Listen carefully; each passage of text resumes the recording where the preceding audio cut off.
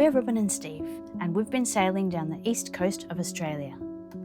But this episode, we've gone out of our way for one last snorkel fest at one of our favourite spots, Lady Elliot Island, before we continue sailing south back to Tasmania.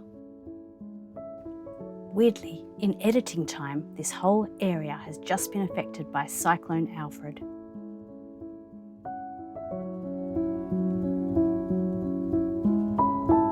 Right near where our boat was moored, a manta ray was swooping back and forth, feeding.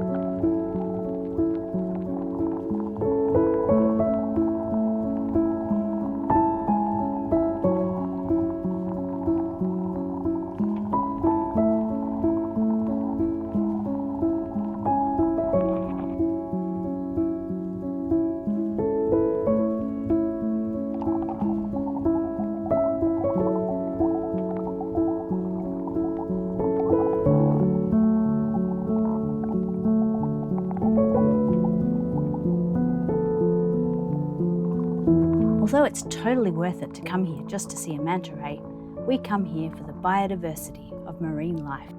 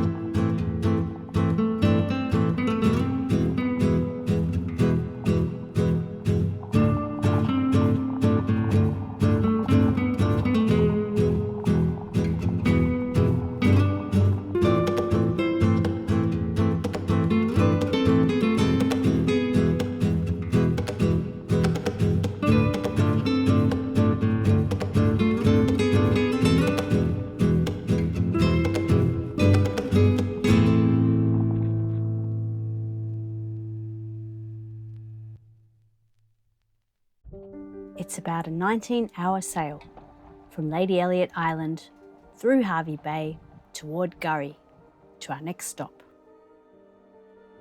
Once we were close to our anchorage at Big Woody Island, the winds ramped up.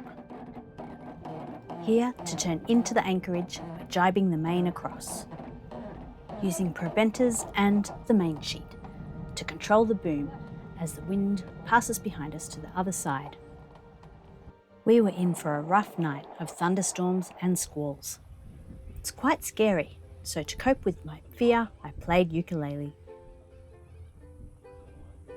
I want to dodge this one.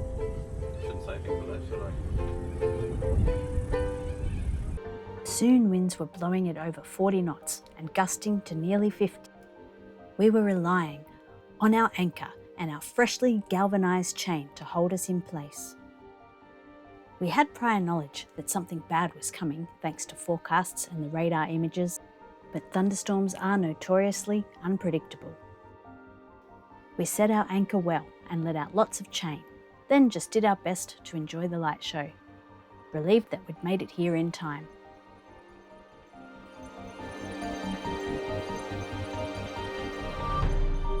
The thunder, lightning and wind went on for hours, and the wind swung around in all directions. Eventually, this took its toll on our snubber. Splicing a new snubber would go on the to-do list.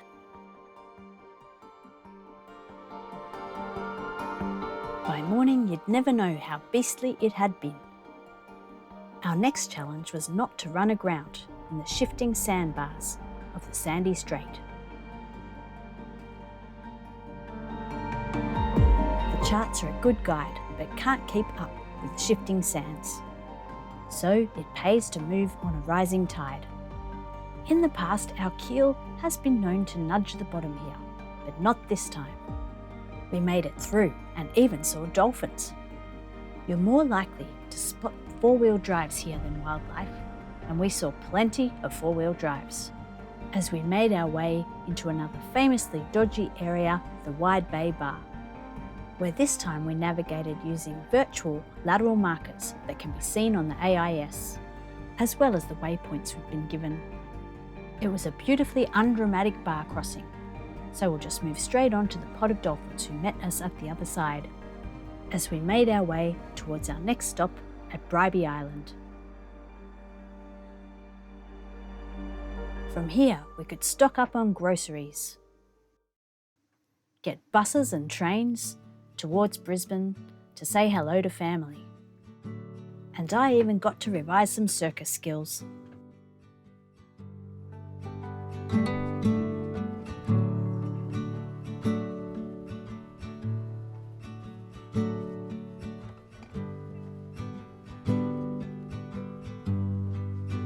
From here we sailed across Moreton Bay to Moreton Island, Mulgumpin.